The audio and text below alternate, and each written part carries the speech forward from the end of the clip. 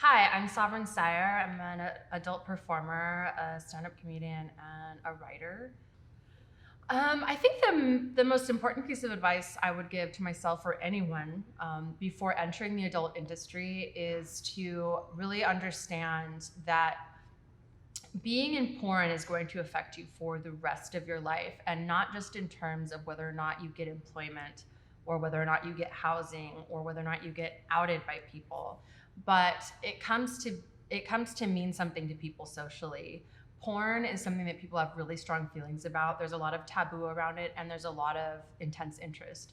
And so, when you make friendships, when you go out, when you date, very often in your friend group, people will start introducing you as a porn star. Or when they talk to their friends about you, they will preface everything with that you are a porn star. And that's whether you've done one scene, five scenes, or have done no scenes in 5 years. They will still introduce you and talk about you first and foremost as a porn star. That is now your identity. And so you really need to understand whether or not you're going to be okay with that. Um, I didn't enter the industry until I was 31 years old. And I thought, and I had a college degree, I'd gone to graduate school. I thought I had a pretty firm grasp on the idea of like what the stigma was going to be. And my philosophy was, well, I know I don't want to run for president, and I know I don't want to work with children, so it should be fine. And as a writer, a lot of my writing friends in publishing said, actually, it's like the Robert Anton Wilson thing is, if you want to get published, involve yourself in some scandal. If anything, this will help you in a writing career because you'll have a platform. And all of that is true. But interpersonally, there are a lot of consequences around being unable to detach yourself from the identity of porn star. So I would really think about how you're really going to feel when that is going to precede you everywhere. And then, especially in dating, it becomes difficult. It's not that no one wants to date you; it's that you have to fish through who wants to date you because you do porn, or who is going to have a problem with the fact that you've done porn. While I'm not a famous person, I'm not a celebrity. We tend to think of celebrities as people that have both fame and great wealth. If you look at all of my clicks on Pornhub, XTube, and everywhere else, my movies have probably been watched maybe 250 million times. I've been recognized in the middle of Peru in the rainforest at base camp for Machu Picchu. I've been recognized on the shores of Lake Geneva. It's wild. You get recognized all the time, but people won't necessarily come up to you and say anything.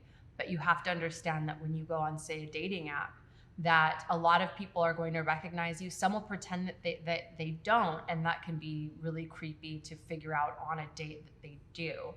Then you have to deal with the fact that they're watching your content and they're going to expect you to be the girl in the video, because the part they don't understand is that the wild sexual things you were doing on camera, you were also being paid to do, pre-negotiated with someone, a performer that you know or that you're familiar with, and that is a fantasy, and they're not necessarily going to understand that.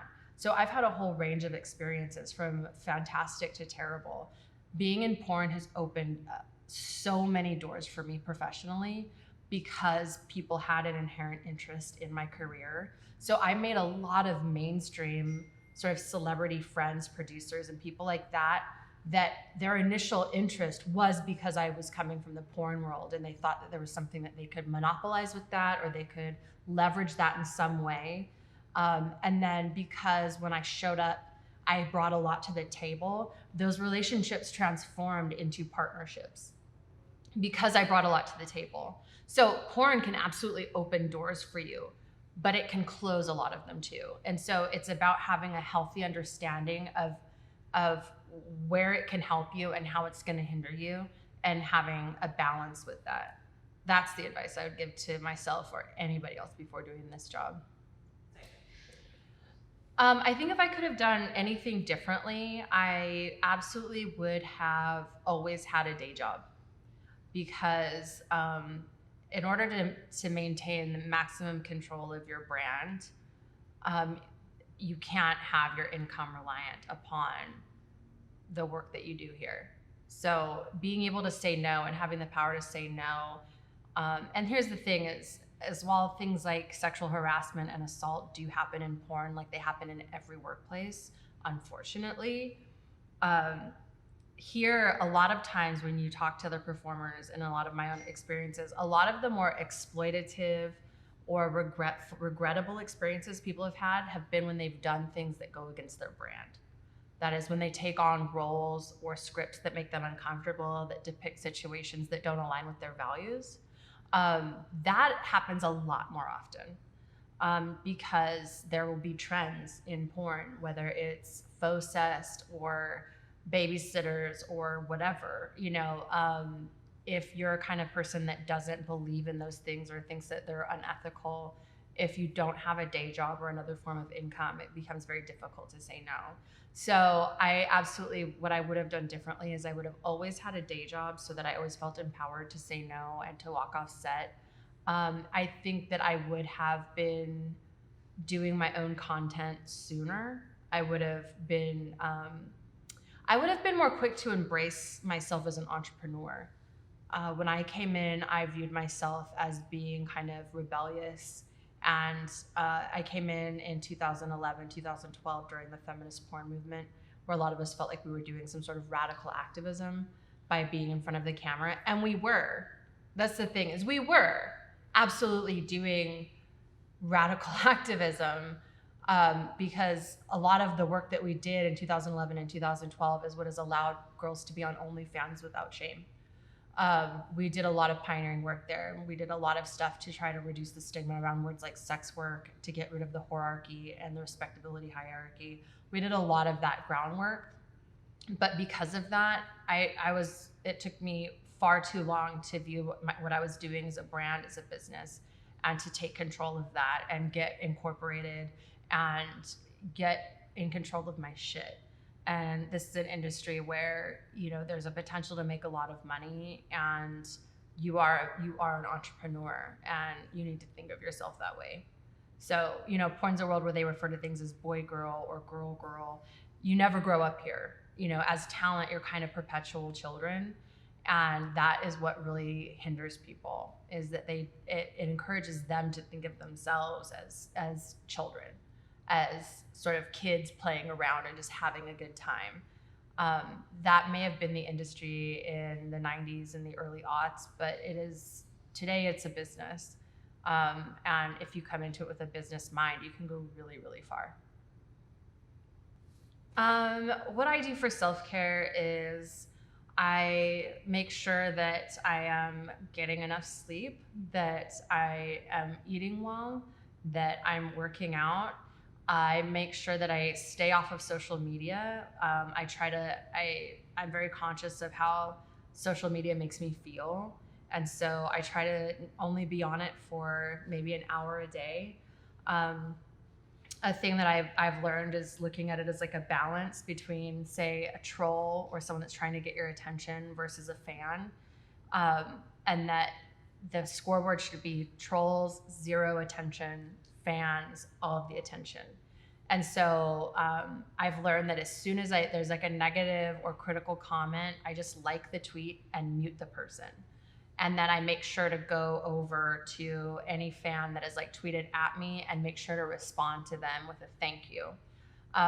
Since I started taking on that balance, it's vastly improved my experience of being online with social media, because the algorithms are also designed to show you the kinds of tweets that you interact with. And when you're aware that the algorithms on all social media platforms work this way, that's why it's important to engage and interact with the people that are being nice to you and to ignore the people that are being mean to you. And within a matter of months, you'll just stop seeing negative tweets. You'll just stop seeing them.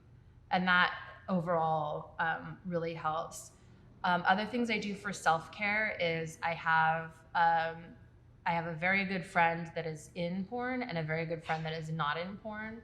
And especially during quarantine, I talk to either one of them almost every single day, because it's important to have a friend in the industry that understands the inner workings of the industry, because once you get in this job, there are certain aspects of the job that your civilian friends just aren't going to understand. And you're not going to have time to teach them, because then you become exhausted by it. But there's also times when you're going to need to have the perspective and opinion of someone that's not in this industry, because they're going to be really helpful in telling you when you're feeling uncomfortable about different things. They're going to be a voice of reason to remind you of what's going on in the real world, so they can say, oh, that's actually really not okay. Because in this industry, a lot of things can get normalized, without you realizing it. So it's important to also maintain a friendship with someone that's just out in the regular world, because they can just keep you in check and keep your tail on straight. And they can kind of catch you if you start falling down a rabbit hole where you're just kind of getting a little too caught up in the industry life. Other things I do is I make sure that, I don't get overbooked. If I feel exhausted or tired, I listen to that. There are several times when I've taken breaks for 2 months, 6 months, 8 months to do other things. When I started to feel burnout, you need to pay attention to that. And that happens in any career. And just because you're feeling burnt out doesn't mean you've been damaged by porn. It just means that we do a very specific kind of work that's highly stigmatized and highly isolated. And for that reason, we need to take extra special care of ourselves when it comes to our mental health. Those are just things that make the job more difficult. The job is not inherently difficult, but society makes it difficult, and it's okay to acknowledge that, and you need to course correct for that. You need to anticipate that. Some tips and tricks that I have is learn how to do your own hair and makeup. There are a million bajillion YouTube tutorials on how to do your own hair and makeup. Being able to do your own hair and makeup, for me, a lot of times I will ask specifically if I can do my own hair and makeup, because I know how I feel comfortable, how I feel beautiful, and how to work on my face. And having that skill set is something that will also get you hired, because when you can do your own hair and makeup and people know it and they're on a budget and they can't afford hair and makeup, there are so many times where I get calls where it's like, well, we know you can do your own hair and makeup, so like I might get a job occasionally over someone else, because it's a guaranteed they don't need to worry about it. But also it comes back to branding, which is being in control of your brand. I've gotten out of a bunch of makeup chairs and been like, hated it. And that's a horrible feeling. Being able to do your own hair and makeup is like, you can go in the bathroom and you can just fix what you don't fucking like.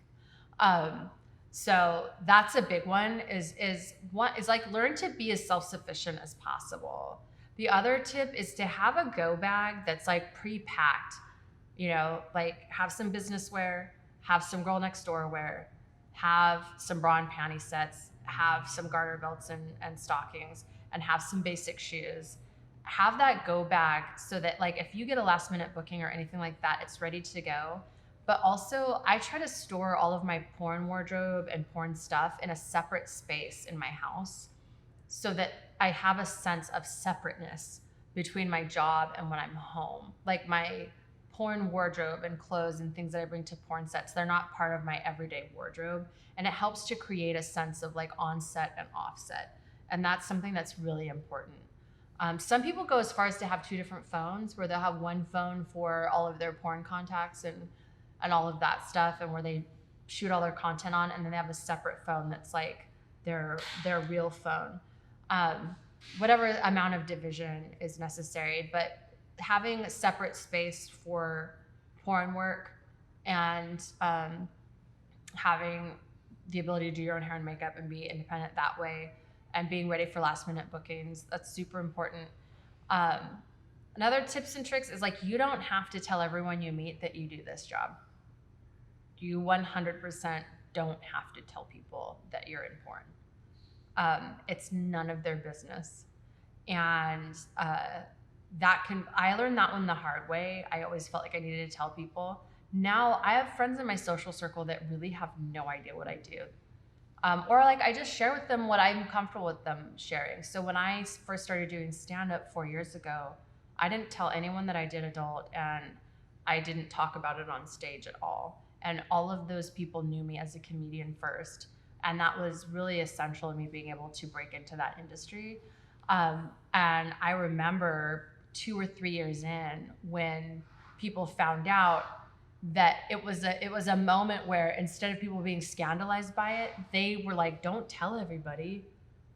Like they were more on my side about it because they didn't want other people to judge me or view me differently because they knew about it. But it was, I remember seeing the certain people that were scandalized, like they were just absolutely shocked. They had no idea.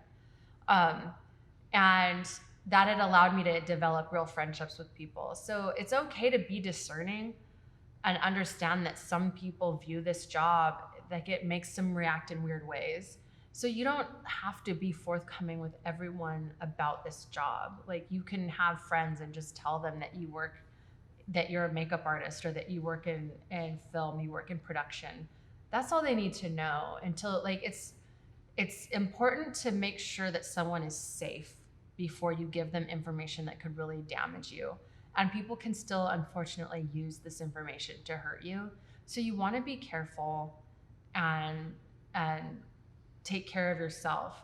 And by creating that boundary, you also teach other people to have that boundary, because if you don't tell people until you've known them for a few months and you say, listen, there's something I need to tell you, then they'll be the same way with that information with other people, because you've demonstrated to them that this is secret information and that this is sensitive information, and they're more likely to be sensitive about dispersing that information.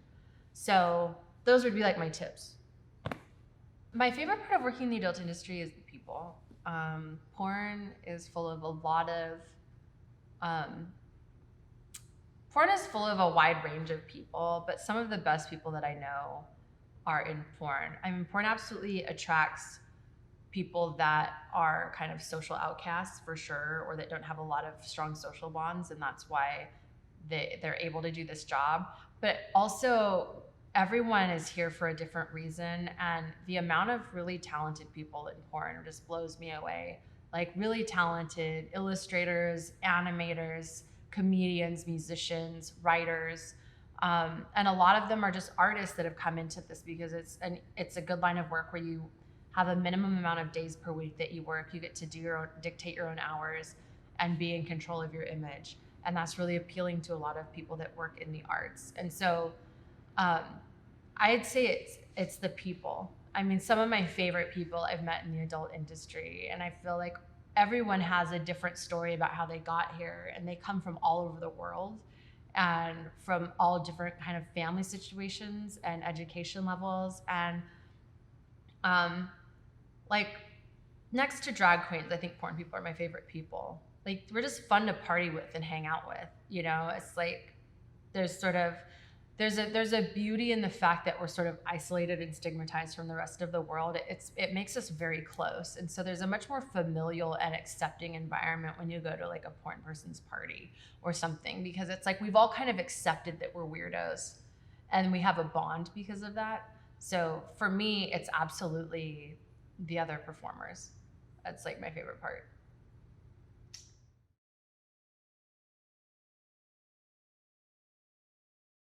I have a lot of articles and written words over at Mel Magazine. I have been doing stand up all over the country for about 4 or 5 years. I've headlined or I've opened for some pretty big headliners. I have had multiple podcasts. I have one called Ill Repute that I host with Susie Q. James, and you can find that on iTunes and Spotify. I also have a podcast, CarCast, video cast called Important Adults, where I interview comedians, porn stars, drag queens, and other grown-ups about how to become an adult. And you can find that on youtube.com/Sovereign Syre.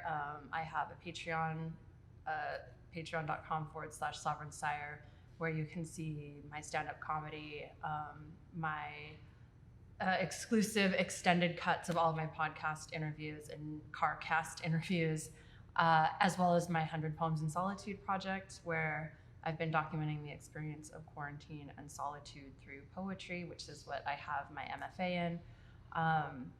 So I have all that stuff going on. And then you can follow me on Instagram, Sovereign_Syre, and on Twitter and everywhere else is Sovereign Syre. Yeah. Those are all the places and things that I do. And then I also have a side project called Unholy Bible Study that you can find on Twitter at Unholy Bible Pod. and we're in the process of writing our first pilot for a network. So lots of things that I do.